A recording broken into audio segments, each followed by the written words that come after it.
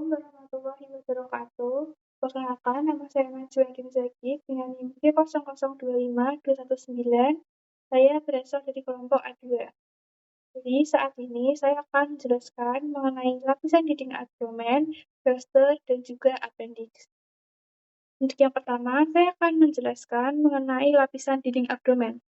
Jadi lapisan dinding abdomen itu dia terdiri dari dua, yaitu anterolateral dan juga posterior lateral. Untuk yang pertama, kita akan membahas yang lapisan dinding abdomen anterolateral. Jadi, lapisan dinding abdomen anterolateral itu dia terdiri dari beberapa lapisan. Yang pertama ada kulit. Kulit ini dia akan menempel dengan struktur yang ada di bawahnya. Yang kemudian yang kedua adalah lapisan fascia superficialis, di mana fascia superficialis ini dia dibagi menjadi dua, yaitu di bagian superior dari umbilicalis dan juga di bagian inferior dari umbilicalis. Untuk bagian dari superior, yaitu merupakan lapisan yang terdiri dari jaringan subkutan. Sedangkan untuk di bagian inferior sendiri, dia juga terdiri dari jaringan subkutan, melainkan di jaringan subkutan itu dia terdapat berbagai serat seperti serat elastis dan juga serat kolagen. Nah, di mana bagian ini tuh dia jadi terbagi menjadi dua, yaitu fascia scarpa dan juga fascia camper. Untuk fascia scarpa sendiri, yaitu merupakan lapisan yang memiliki sedikit lemak atau tidak memiliki lemak, karena dia itu mengandung merupakan lapisan yang lapisan membranosa yang tipis. Kemudian untuk fascia camper sendiri, dia itu lapisan yang mengandung banyak lemak, gitu. Selanjutnya ada fascia profunda, di mana fascia profunda ini merupakan lapisan tipis jaringan ikat, yang di mana dia ini membungkus dari musculus. Kemudian ada musculi et aponeurosis. Dia terdiri dari beberapa musculus. Yang pertama ada musculus obliquus externus abdominis, kemudian ada musculus obliquus internus abdominis, kemudian ada musculus transversus abdominis, musculus rectus abdominis, dan juga musculus pyramidalis abdominis. Kemudian ada fascia transversalis, di mana fascia transversalis ini merupakan kelanjutan dari fascia profunda. Kemudian ada fascia extraperitonealis, di mana fascia extraperitonealis ini dia terletak di antara fascia transversalis dan juga peritoneum parietal. Kemudian yang terakhir itu adalah peritoneum parietal, di mana itu merupakan lapisan yang tipis dan juga lapisan yang licin ya, karena dia tuh tepatnya berada di dalam dari lapisan dinding abdomen gitu.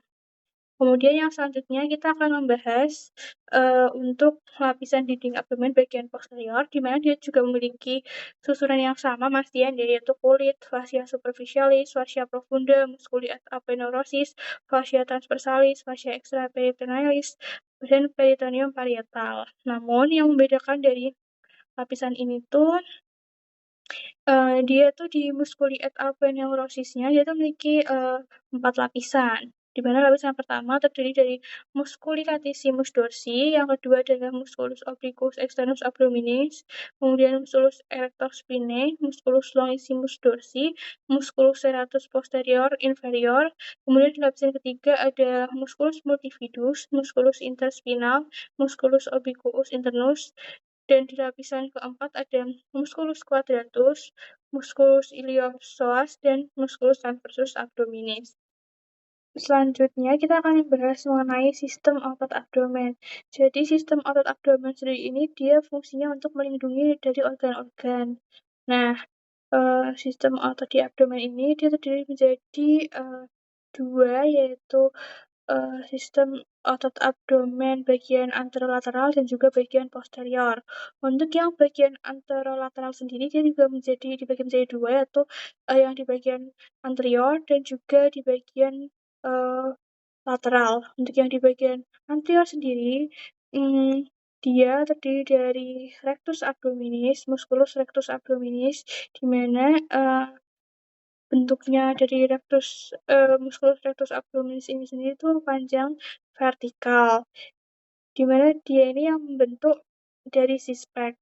Kemudian fungsinya sendiri itu dia berfungsi untuk membungkukkan badan. Nah, kemudian juga rectus abdominis ini dia tuh dipisahkan oleh sebuah garis yang dinamakan sebagai linea alba.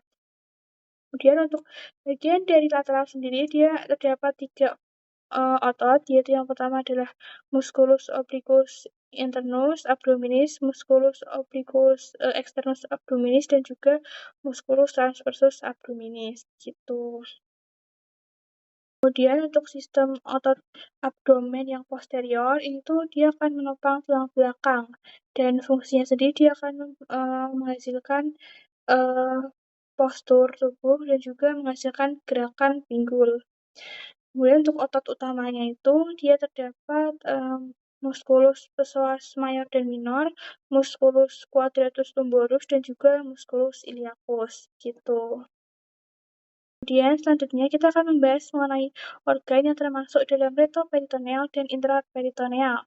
Jadi untuk intraperitoneal sendiri itu dia merupakan organ yang seluruh lapisan permukaannya itu dilapisi oleh peritoneum.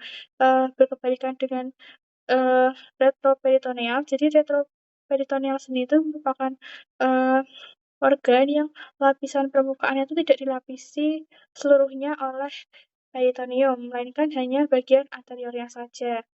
Jadi untuk organ-organ yang termasuk ke dalam retroperitoneal sendiri itu dia dapat kita lebih mudah hafalkan dengan singkatan Sedgwick, di mana terdiri dari suprarenal gland, kemudian aorta, kemudian duodenal kecuali pars superior, kemudian ada pankreas kecuali cauda, ada ureter, kemudian ada kolon, yaitu kolon ascendant dan juga kolon descendant, kemudian ada kidney, esophagus, dan ada rektum.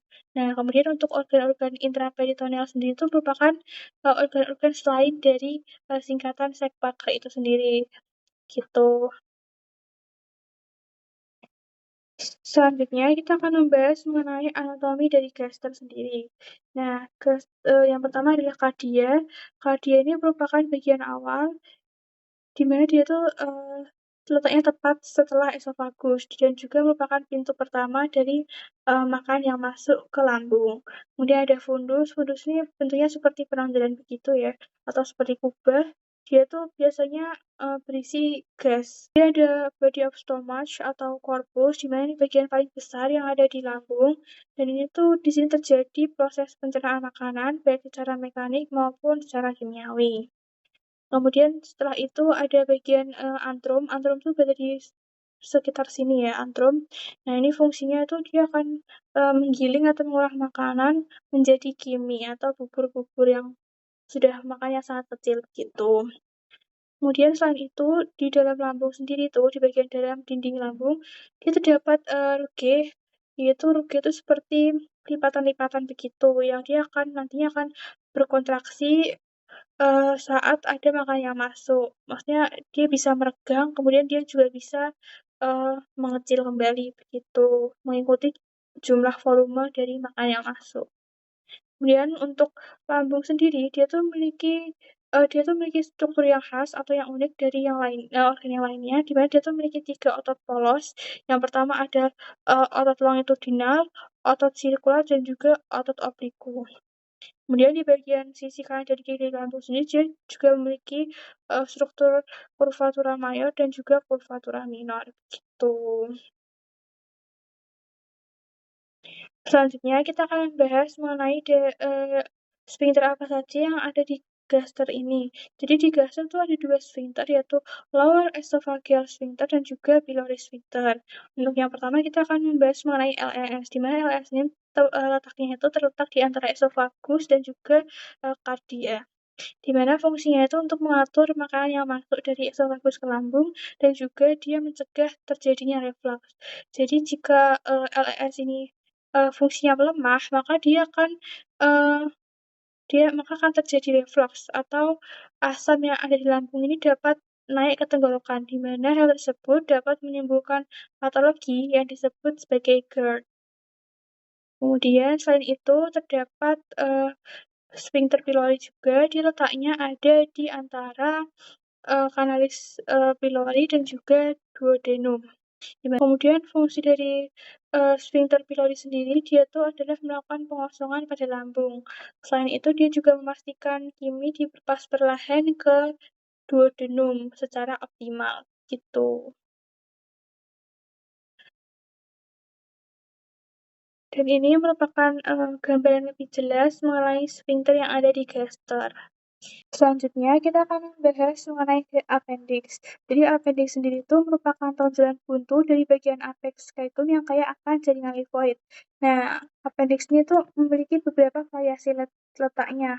Yang pertama ada appendix retocacal, di mana dia tuh merupakan terletak di bagian belakang caecum mengarah ke atas, dan juga ini tuh merupakan bentuk appendix yang paling umum. Kemudian yang kedua ada appendix polyciliaris, di mana ini terletak lebih mengarah ke kiri dan juga di belakang dari ilium dan mesenterium. Kemudian ada appendix pelvicum, di mana ini mengarah ke bawah melewati selas mayor dengan ujungnya melebihi tepi atas panggul bawah. Kemudian ada appendix preilear, yaitu terletaknya lebih mengarah ke kiri di depan ilium mesentericum. Kemudian yang terakhir ada appendix subcaecal, yaitu terletak di descendens ke cauda. Yang terakhir, kita akan membahas mengenai pengukuran dari appendix. Jadi, pengukuran dari appendix ini dapat dilakukan dengan dua cara, yaitu menggunakan garis Monro picture dan juga garis lens. Dimana kalau menggunakan garis Monro picture itu dia akan diukur dari sias dextra, kemudian ke umbilicus, dan juga dia terletak di sepertiga lateral garis, di mana disebut sebagai titik McBurney. Kemudian untuk garis lens sendiri, dia diukur dari sias dextra, kemudian sampai sias sinistra, dan juga ujung appendixnya itu adalah pada titik 1/6 dari lateral dextra. Gitu. Sekian yang dapat saya sampaikan, kurang lebihnya mohon maaf. Wassalamualaikum warahmatullahi wabarakatuh.